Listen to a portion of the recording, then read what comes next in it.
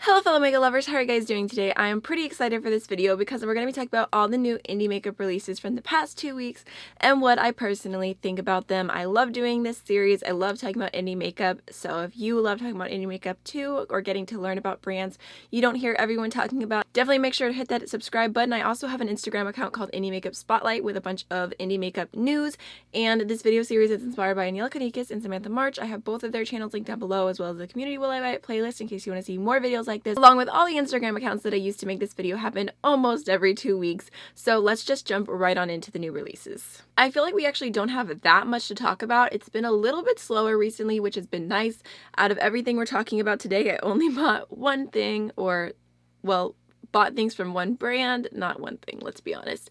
There was a few things in the order, but anyways, let's jump right on in. So the first palette that I want to talk to y'all about today is from Sample Beauty, and this is their new Prodigy palette, and it's available now, and it's actually on Sample Beauty's website and on Beauty Bay, so it's pretty easy to get to, and this is actually pretty.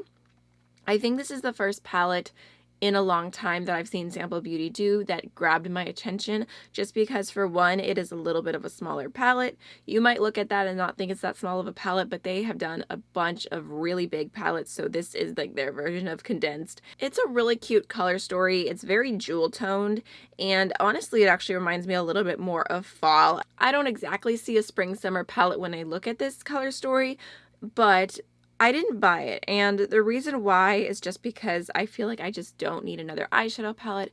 I have so many things I already want to film with. I'm so behind, and I just feel like I've had this like revelation that I just keep buying new makeup, and I'm like, I have to talk about new makeup, and then I get it and I feel guilty because I'm like, I want to do this other video idea, but I need to talk about this new makeup because I bought it specifically for a video, and then the creative ideas I have just keep getting pushed back and back and back, and those are the things I want to bring to the forefront. So I really am trying to slow down my purchases a lot, unless it's like a very specific like creative video that I have in mind, or if it's a brand I really want to bring a spotlight to. But for me, I just felt like I don't really need this palette, so I decided to pass. And then next is some new sneak peeks from Sparrow Cosmetics, and I think we have the first shades from their new palette launching on May 22nd. So this is cute. I think I'll try and make a little collage so you guys can see all of them at once. But there are some pressed glitters in this, which is kind of a bummer for me, just because I don't buy palettes with pressed glitters in them. I just don't like them. And the only time I buy palettes with pressed glitters is when I do it on accident. So this is a pass for me right off the bat. The mattes look really nice and smooth. The shimmers look pretty. It's a cute color scheme overall. I like all the pops of purple, but I just know it's not the perfect palette for me. And then they also revealed 2 new highlighters. There's Bermuda and Siren Song. These both look really pretty as well. They look more like they would be blush toppers for me, and I think they look nice, but I'm just not like, oh, I need to make an order and buy that. And I feel like that's kind of my feelings with a lot of the things Sparrow Cosmetics has done. It's like I always look at it from a distance and I'm like, oh yeah, that's cute, but I don't need it, and I don't feel gravitated to buy it, even though I have some of their highlighters and I really, really like them. So next is the new Juvia's Place release. Honestly, I was pretty disappointed in this. So this is the new Wahala palette, and for one, Juvia's Place is going bigger with this palette. It has 20 shades, and the thing that kind of confuses me about this is it has 20 shades. So yes, it's the biggest palette they've ever done, but they are smaller pans. They're not the big pans that they typically do, which I prefer them being smaller, but the palette is $36. And I remember buying the Masquerade palette, which had 16 giant pans in it, for maybe like $25 or something, and I just feel like that's a giant increase in price. And if you add shipping on top, it would have been almost $40 to buy this palette, and I'm like, for a brand that is known for being so affordable, I don't want to buy a palette from you that is almost $40. I'm such a sucker for Juvia's Place that I might have been able to get past the price, but I'm really unhappy with the fact that there are pressed glitters in here as well. Pressed glitters are not eye safe. Some people still choose to use them. It's a personal decision, but I'm not going to use them. I'm not going to buy them, and there's 3 different ones in here, and I really wish that if brands wanted to do pressed glitters, they would just do them like in a separate little palette and not do it in the palettes that are with other formulas. I really just wish, because there's so many people who hate pressed glitter. I don't know, I was just kind of disappointed by this palette as a whole. The color story is okay, but the pressed glitters just get me. And another thing that I thought was really interesting about this was the swatch that they released with it. For one, you can't even tell what's going on with this swatch. It's hard to even know what the shades are. I feel like the swatch does not help at all with visualizing the color story or seeing how they look on the skin, because it's just so random and all over the place, and there's swatches together and colors blended together, and it's just, I really don't like this. And also, Legally Black Beauty on Instagram, if you don't follow her, you definitely should. I really love her account because, for one, she does a ton of swatches and talks about a lot of indie makeup, and she does have a deeper skin tone, so I think she's an amazing resource. And also, she's very vocal about brands and what she does or doesn't like, and she was talking about this and said that she was side-eyeing it, because you would think that a brand, like such a big woman of color brand, would reveal swatches on a person of color's arm, and this was the only swatch that they gave when they launched the palette. So I can see why that would be super disappointing. I know a lot of people are making a lot of excuses for mistakes that brands are making right now based on it being quarantine, and maybe there's not as much access to models or whatnot, but I'm like, if you could send it to this person to swatch early, you couldn't have sent it to another person of color and paid them, because I'm sure there's hundreds of people out there who would have been willing to do a sponsored work with Juvia's Place to have a swatch of this palette on a person of color skin tone. So for me, I just feel like this palette completely missed the mark, and I don't plan on buying it or reviewing it.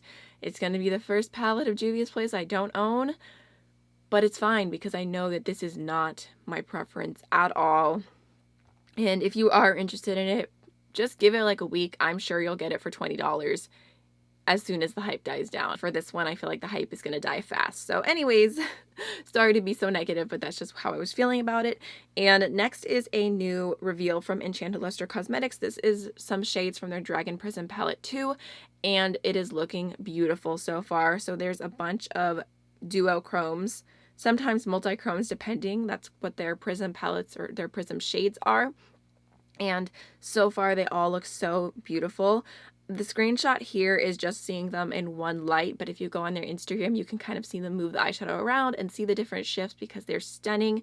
And they actually did let me know that they're sending this to me in PR. They're a really cool Australian indie brand. I've talked about them a little bit in the past, so I cannot wait to get my hands on this release. They look beautiful, and you know, I am so about stunning textured eyeshadows, so this is right up my alley, and I'm really liking the color so far.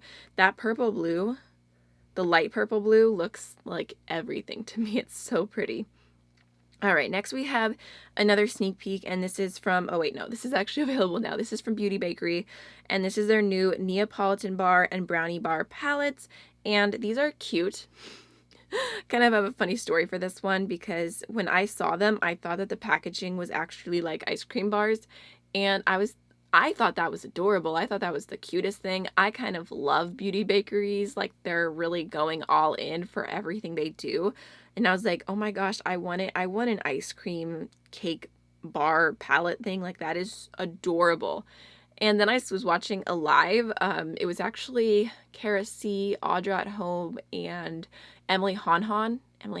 I swear I say her last name wrong every time. In every single video she says it, and I'm like, oh yeah, I say that wrong. I'm such a bad friend. One of them pointed out that they liked that it was not the actual ice cream bar and it was normal packaging because they thought it was so gaudy, and I'm like, no, I didn't even realize. I thought it was the ice cream bar. So for me, that's unfortunate. And also, just looking at the colors, I feel like neither of the palettes really suits me all that well. I think the lighter one is cute, but I think the bronzer there would be a little bit too dark and orange for me. So overall, it's a pass. And I don't know, I'm sad that it's not an actual ice cream bar. I really, really am. So next is another sneak peek, and this is pretty exciting. This is from Terra Cosmetics, and they are coming out with some more new duochromes. I'll try and do another collage of the shades in case you're curious to see them.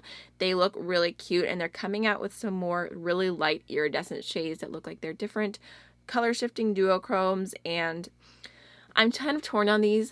I'm intrigued. I'm interested. I love Terra Moon's shadows, so if I had to guess, I would say I'm probably going to end up caving and purchasing these. But again, like I said, I'm trying to slow down. I'm still working on my review for the last Terra Moons order that I made, so I'm not sure yet. I do think they're really pretty. They've got some new beautiful colors going on, but at this moment I'm undecided. All right, next is another new collection, and this is the Reserve collection coming soon to Shine by SD Cosmetics, which is a Canadian indie brand. And these look really, really beautiful. These actually look right up my alley.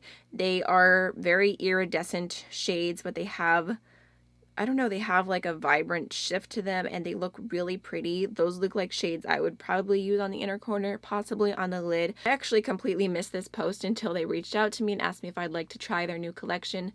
And I really appreciate when a brand does that and asks you about it before sending it, because sometimes it's like if a collection doesn't really speak to me, then I hate for an indie brand to like waste their time and money sending me something that I'm probably not going to end up talking about because it's just not my personal preference or I don't think it's exciting. But when I went back to their page and I saw this collection, I was like, okay, that's actually really, really pretty, and those look like shadows that I would like. These seem very Amy, if I do say so myself. So if the formula is good, they seem like something I would really, really love. So I'm excited about that release. Okay, so I saved the best for last because this is the release that I ended up purchasing. And this is a brand new woman of color owned indie brand, and they definitely grabbed my attention. This is Propa Beauty, and they came out with 12 different lipsticks, and they are very warm tone shades created specifically for people of color in mind. As you can see from the swatches, they look so beautiful, and there's so many different nude options. I feel like the lipsticks also look pretty satiny on the lips, so I was very intrigued by these. And I went on the website, I read the background of the owner, I read all about Propa Beauty, and I thought it seemed like a really cool indie brand that I do want to spotlight and talk about. So I decided to go ahead and grab 4 shades. I think I grabbed the 3 lightest, and then maybe believe it, I grabbed one of the darker warm tone browns. I am a little bit nervous because I have no idea what the shades I picked are going to look like on my skin tone. Not complaining at all, because obviously this brand is not created for me in mind, and that's completely fine, but it was definitely a guessing game where I'm like, maybe that'll possibly look good on me. So hopefully, even though I only grabbed a few shades, when I do a video, it'll be helpful for anyone else who has a skin tone similar to mine if you were looking into purchasing these. I did also feel silly because I looked all over their Instagram page for coupon codes and stuff and couldn't find anything, so I made a full price order, and then literally like 2 minutes later learned that they had buy one get one free for their lipsticks. And then like the next day I saw they had a 15% off code, and I'm like, I paid full price. So I felt kind of like, dang it. If I had just waited a little bit, I would have gotten a better deal. It's not the end of the world. The lipsticks are $12 each, so it's kind of a fair price. And actually my order was supposed to deliver today and it didn't. So I'm hoping that if it does deliver on Monday, that I can get a video up on Tuesday just doing like a first impression on the lipsticks. So let me know if you're interested in that. And I'm really, really excited to try these. I feel like they look very beautiful. If I remember correctly, I think I got Victress, Finesse, Made It, and Believe It. Or no, maybe I got Focused. I got one of those 2 browns. Very excited about that release and excited to see what else the brand continues to do. Next, I have my top 3 mainstream releases. I want to still be able to talk a little bit of mainstream at the end, but just keep it nice, short, and sweet and give you my thoughts. So there's one product here that I'm wanting to buy, and that would be the Charlotte Tilbury new bronzer. So I'm such a sucker, but I have wanted to try Charlotte Tilbury for a really long time, and I actually did last month, I want to say. I got her JK Magic lipstick.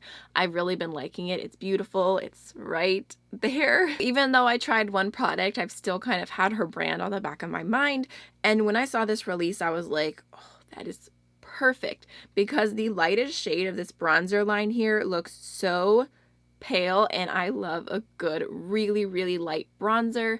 I don't have to be careful with it, so when I saw the color, I was like, yes, I'm about it. When I saw the price, I was like, am I really about it? Because these are $55 each, which is kind of crazy, but I actually am kind of surprised a little bit by the color range, because this is actually, for luxury makeup, kind of surprising. I feel like so many brands just do 3 shades and call it a day, and the deepest shade of this bronzer actually looks really, really nice. It looks like it has some rich red tones to it, so I don't know. I'm hoping that if I order this, I can find a discount code or something and hopefully get it not full price. That's my goal.